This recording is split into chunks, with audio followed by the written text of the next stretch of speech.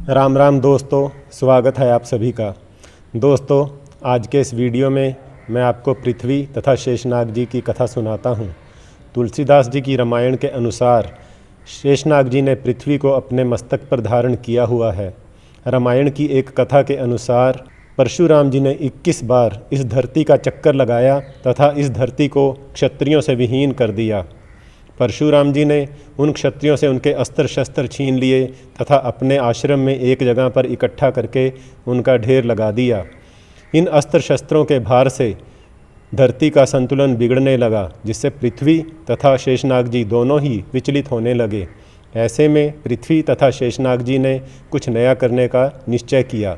ऐसे में पृथ्वी ने एक औरत का तथा शेषनाग जी ने एक बालक का रूप धारण किया तथा वे दोनों ही परशुराम जी के आश्रम में पहुँचे। औरत बनी पृथ्वी ने परशुराम जी से विनती की कि हे मुनिवर, मैं एक विधवा और लाचार औरत हूँ और यह मेरा बालक है। मैं इसका भरण पोषण करने में असमर्थ हूँ। कृपया हमें अपने आश्रम में आश्रय दीजिए। परशुराम जी ने उनकी विनती स्वीकार कर ली। इस पर औरत बनी पृथ्वी ने एक बार फिर से विनती की कि हे मुनिवर, मेरा यह बालक बहुत ही चंचल तथा शरारती है, हमेशा कुछ न कुछ तोड़फोड़ करता रहता है। कृपया इसके कुछ तोड़फोड़ करने पर या कुछ गलती करने पर इसे दंडित ना कीजिएगा। परशुराम जी ने उनकी यह विनती भी स्वीकार कर ली। इस प्रकार पृथ्वी तथा शेषनाग जी औरत तथा बालक के रूप में परशुराम जी के आश्रम में रहने लगे। बालक बने शेषनाग जी बहुत ही शरारती थे तथा हमेशा शरारतें करते रहते तथा कुछ ना कुछ तोड़फोड़ करते रहते, परंतु परशुराम जी ने अपने वचनानुसार कभी भी उन्हें दंडित न किया और इस प्रकार दिन व्यतीत होने लगे। एक दिन परशुराम जी अपने शिष्यों के साथ आश्रम से कुछ दिनों के लिए दूर गए। ऐसे में बालक बने शेषनाग जी ने सारे अस्त्र शस्त्रों को तोड़ दिया, सिर्फ एक शिव धनुष को ही छोड़ा। जब परशुराम जी वापस अपने आश्रम में आए तो देखा कि सभी अस्त्र शस्त्र टूटे पड़े हैं, सिर्फ एक शिव धनुष ही बचा है। वो समझ गए कि यह औरत और यह बालक कोई साधारण मानव नहीं है। उन्होंने उनसे उनका असली परिचय देने को कहा। इस पर पृथ्वी ने सब कुछ सच सच बता दिया। तब परशुराम जी ने पूछा कि सारे अस्त्र शस्त्र तो तोड़ दिए, फिर यह शिव धनुष क्यों छोड़ा? तब बालक बने शेषनाग जी ने परशुराम जी से कहा कि हे मुनिवर, त्रेता युग में भगवान विष्णु राम जी के रूप में इस धरती पर अवतार लेंगे, वे ही इस धनुष को तोड़ेंगे।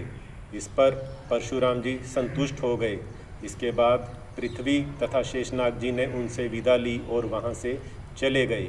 इस प्रकार त्रेता युग में भगवान विष्णु राम जी के रूप में तथा शेषनाग जी लक्ष्मण जी के रूप में अवतरित हुए। सीता स्वयंवर के समय भगवान राम ने उस शिव धनुष को तोड़ा। उसके बाद परशुराम जी वहाँ पहुँचते हैं तथा क्रोधावश सबसे बहुत बुरा भला कहते हैं। उनकी बहस लक्ष्मण जी से भी होती है। लक्ष्मण जी परशुराम जी से पूछते हैं कि हे मुनिवर, बचपन में मैंने इतने धनुष बाण तोड़े तब तो किसी ने मुझे कुछ नहीं कहा, अर्थात जब मैं बालक बनकर आपके आश्रम में आया था तथा सारे अस्त्र शस्त्र तोड़ दिए थे तब तो मुझे किसी ने कुछ नहीं कहा, फिर आज क्यों क्रोधित हो रहे हैं? परशुराम जी लक्ष्मण जी का इशारा नहीं समझ सके और उन्होंने क्रोध के वश राम जी से अपना धनुष देकर उस पर बाण चढ़ाने को कहा। राम जी ने परशुराम जी से उनका धनुष लेकर उस पर बाण चढ़ाया तथा अपना वास्तविक रूप दिखाया। तब परशुराम जी ने जाना कि यह कोई और नहीं, स्वयं भगवान विष्णु वहाँ पर प्रकट हुए हैं। तब उन्होंने उनसे क्षमा याचना की और अपने सारे अस्त्र शस्त्र तथा शक्तियाँ देकर उनसे विदा ली और स्वयं तपस्या के लिए निकल गए। बोलो जय सिया राम।